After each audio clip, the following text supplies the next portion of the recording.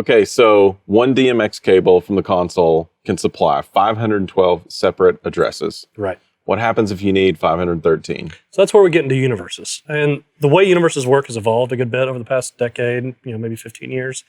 It used to be that on the back of your lighting console, you would just have additional DMX outs that were separate universes.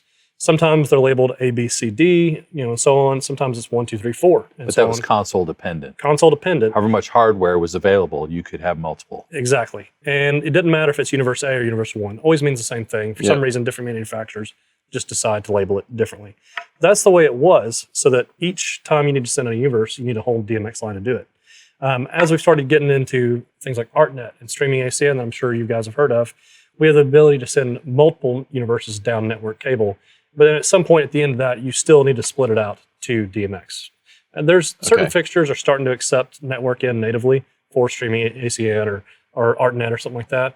But it's not incredibly common yet. We're almost always get back down to a DMX cable at some point. Okay, so let's review. So 512 channels, one universe. Correct. You can have multiple universes, and you can send these multiple universes across these protocols that you said one of them is ArtNet is one, and what was the other? Streaming ACN. And there's probably multiples, right? There are. Okay, so then we send those to stage or lights or wherever those are to a receiving unit of the protocols, but then we're outputting again at some point back to DMX to the fixtures in their different environments. In the majority of situations, yes, that's how we do it. We're starting to see a little bit of technology evolve to where we have network, like I said, straight into the fixtures.